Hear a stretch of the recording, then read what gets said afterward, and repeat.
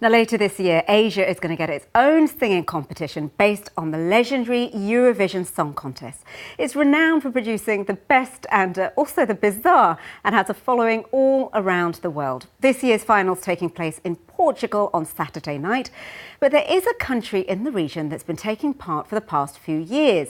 Australia joined in the fun in 2015, and I'm pleased to say that the person who will announce the results of their voting, Ricardo Gonçalves, joins me now from Sydney. Thanks for joining us. It seems like Eurovision's just taking over the world.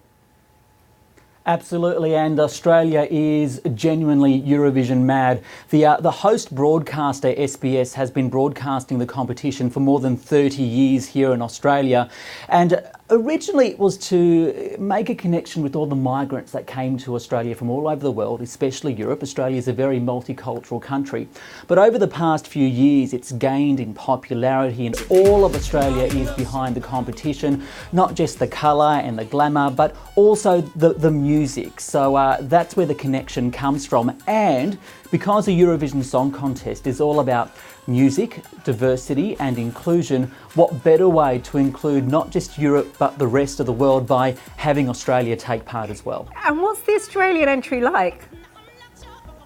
Well, it's Jessica Mauboy. Her song is called We Got Love. It's a big song about inclusion and sharing love with the world. So it's very topical in this day and age. And she really performed the song quite well this morning, only about two and a half hours ago on the stage in Lisbon. And we're pleased to say that she made it through to the final, which will be broadcast all over the world and here in Australia on Sunday morning on SBS. So Eurovision has got a history of some quite interesting songs. Why do you think it just still endures? There's this magic about it and people love it.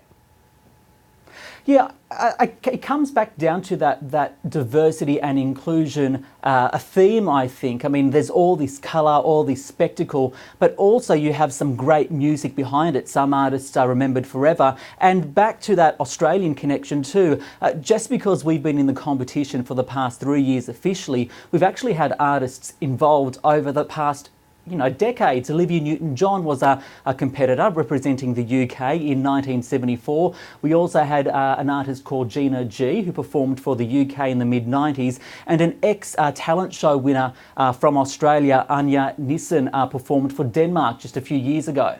Okay, so obviously you're backing the Australian entry, but if there's any other countries you think might be in with a chance, who would they be? Well, I need to say that I do have a Portuguese background. My family migrated to Australia from the Portuguese island of Madeira.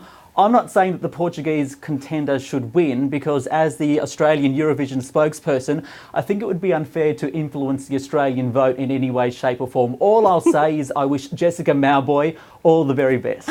Ricardo, fantastic speaking to you. Thank you so much.